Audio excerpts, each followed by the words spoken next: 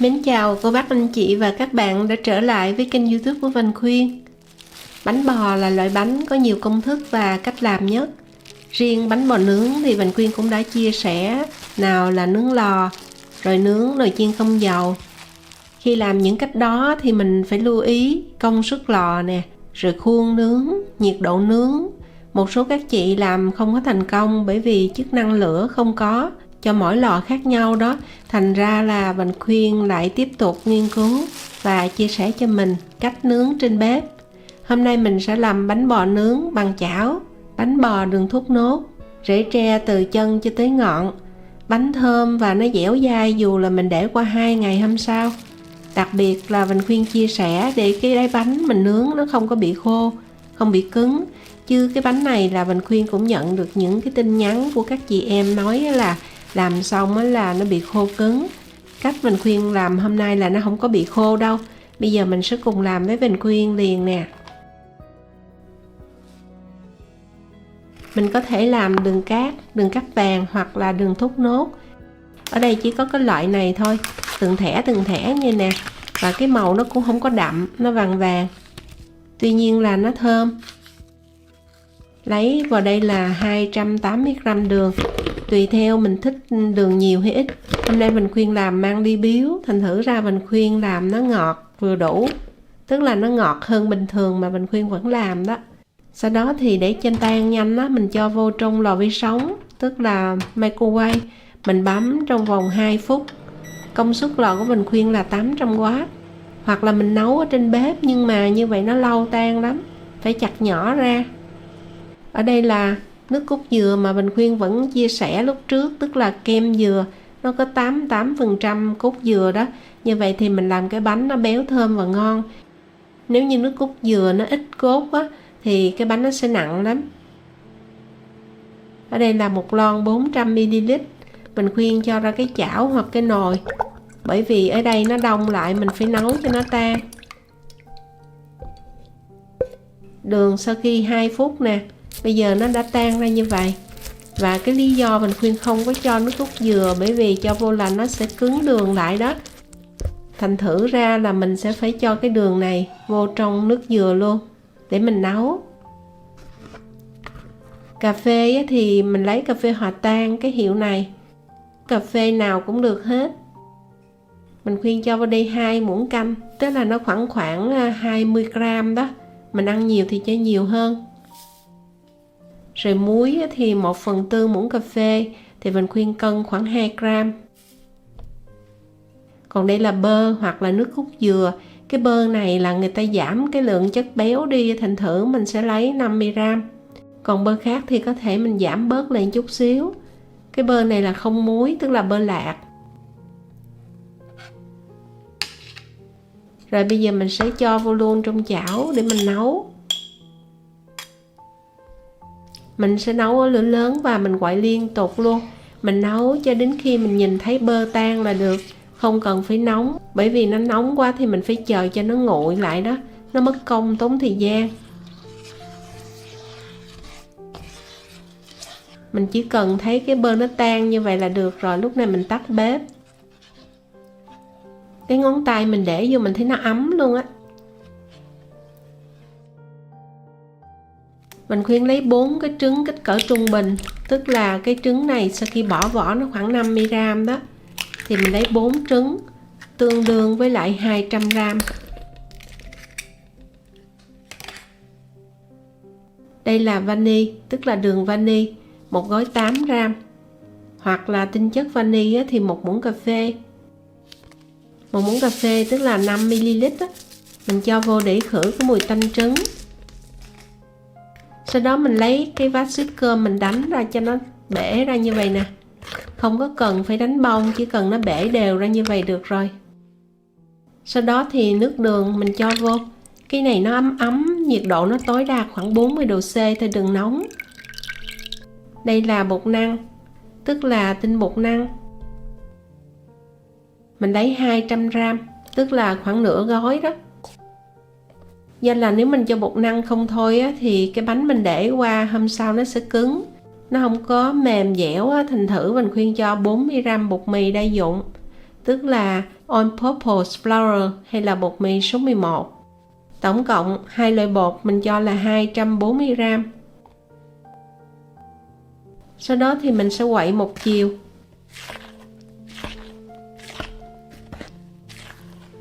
Mình khuyên lưu ý cái chỗ này đó là khi mình lấy cái vát xấy cơm đó, mình quậy như vậy nè thì nó nhanh đều lắm, mình không có phải quậy lâu.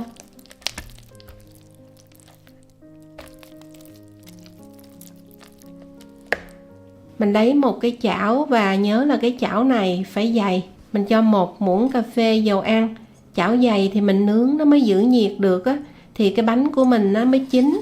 Còn nếu mà chảo mỏng thì nó sẽ bị cháy mà bánh chưa chín. Mình chỉ quét dầu ăn bên dưới đáy chảo thôi. Đường kính chảo là 24cm. Mình làm nóng chảo ở lửa trung bình nhỏ. Bếp chính số mình khuyên để số 4. Mình sẽ rây cái hỗn hợp bột cho nó chảy qua rây. Và mình lấy cái vá xấy cơm luôn, mình đè nó xuống. Nếu có trộn thì chỉ một chiều thôi.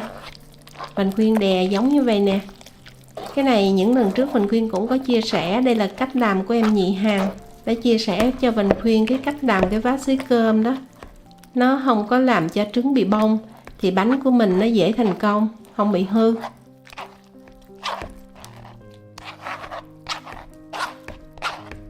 Rồi mình đè xuống xong rồi mình lấy cái vá, mình sẽ gợt ở dưới đáy của cái rây để mình lấy hết bột cho nó dễ chảy. Xong rồi mình sẽ quậy một chiều để cho bột nó đều đó. Đây là bột nổi, baking powder, hay là tiếng Đức là Backpulver đó. Bây giờ người ta cho ra cái hiệu mới. Hồi xưa là cái hiệu này là Dr. Oetker màu vàng.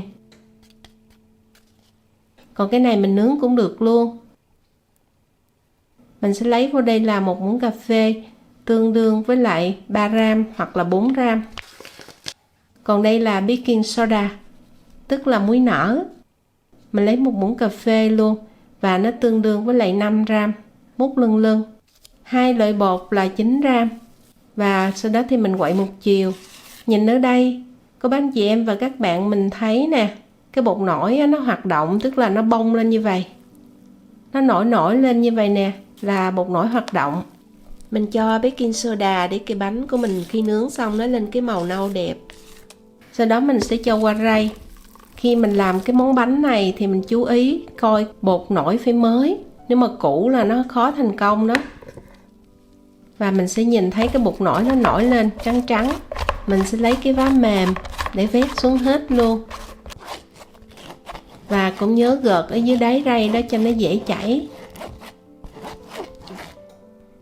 Sau đó thì mình sẽ rây qua một lần nữa. Bây giờ mình đã thấy nó chảy rất là dễ dàng. Mình khuyên lấy cái vá mềm và vét lấy sạch hết luôn. Đó, nó chảy xuống rất dễ. Rồi mình cũng vét đều xuống để lấy hết bột. Sau đó mình quậy một chiều. Quậy ở trên rồi quậy luôn ở dưới. Như vậy nè, để cho bột nổi nó đều. Nếu như mà mình quậy không có đều á, thì chút phía trên á, nó giống như là bánh bông lan. Còn phía dưới nó có rễ tre. Rồi bây giờ cái chảo cũng nóng. Mình sẽ lấy một cái rổ. Cái rây thì nó không có chảy đều qua được. Cái rổ mình đưa lên cao khoảng 20cm. Để mình đổ bột xuống á, thì như vậy cái bột nó chảy đều. Thì cái bột nổi của mình nó đều. Nếu mà bột nổi mà nó nổi lên trên thì cái bánh của mình nó sẽ bị bọt bên trên đó. Nó giống như là bông lan phía trên. Bây giờ thì mình khuyên để 4/9 luôn, tức là lửa nhỏ. Mình nấu trong vòng 25 phút. Mình khuyên muốn nhắc lại một lần nữa, đó là cái chảo của mình nó phải dày. Và khi mình nấu cái lửa này, mình sẽ thấy từ từ nó có những cái bọt khí nè, nó nổi lên như vậy.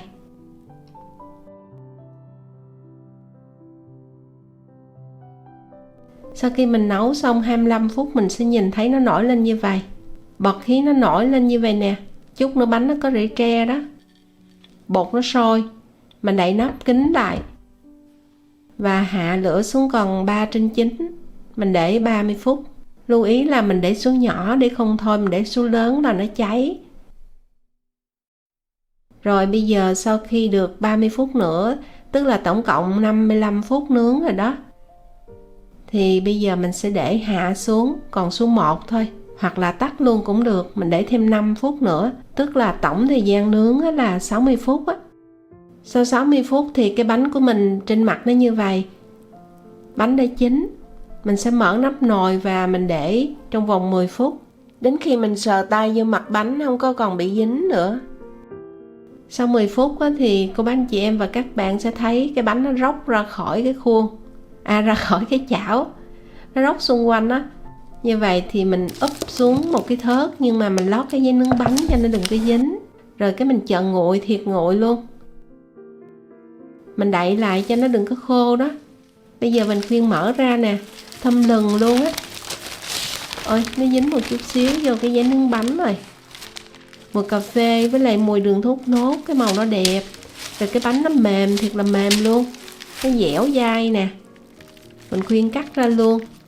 Ăn ngon nhất đó là cái bánh nó hơi ấm ấm á. Quá chừng rễ tre từ trên xuống dưới luôn. Và bánh mềm dẻo ngon. Cô bác anh chị em và các bạn làm cái cách nướng chảo này rất dễ thành công, không có khó như là nướng lò hay là nướng nồi chiên không dầu. Với nhiệt độ nướng và thời gian mình Khuyên chia sẻ thì cái bánh bên dưới, cái đáy bánh á, nó không có bị cứng, nó không có bị khô. Mình Khuyên cắt ra, mình nhìn thấy nè, toàn bộ cái bánh rễ tre từ chân cho tới ngọn. Khi mà có rễ tre như vậy á, thì cái bánh nó thơm lắm, nó không có hôi mùi trứng. Nếu mà cô bác anh chị em và các bạn làm qua cái cách này rồi á, thì mình sẽ thấy dễ nhất luôn từ nào đến giờ. Bánh nó mềm, quá chừng mềm luôn và dẻo dai. Mình Khuyên để 2 ngày nó vẫn còn mềm, để nhiệt độ phòng á. Còn nếu mình để tủ lạnh á, thì bột năng nó cứng, thì mình phải làm nóng lại vài chục giây trong lò vi sóng. Đây, cái bánh nó chín, rễ tre từ trên xuống dưới, và bột bánh nó trong, ngon và thơm, thiệt là thơm luôn. Nếu mà cô bác anh chị em và các bạn làm theo cách mình Khuyên chia sẻ này, có thắc mắc gì, không hiểu chỗ nào thì viết bình luận bên dưới. Nếu thích cách mình Khuyên chia sẻ thì bấm like, để lại bình luận cho mình Khuyên biết cảm nhận về món ăn, cũng như là đăng ký kênh, đón xem video của mình Khuyên chia sẻ vào các ngày thứ 3 và thứ 6 hàng tuần. Mình Khuyên xin chào và hẹn gặp lại ở video kỳ tới.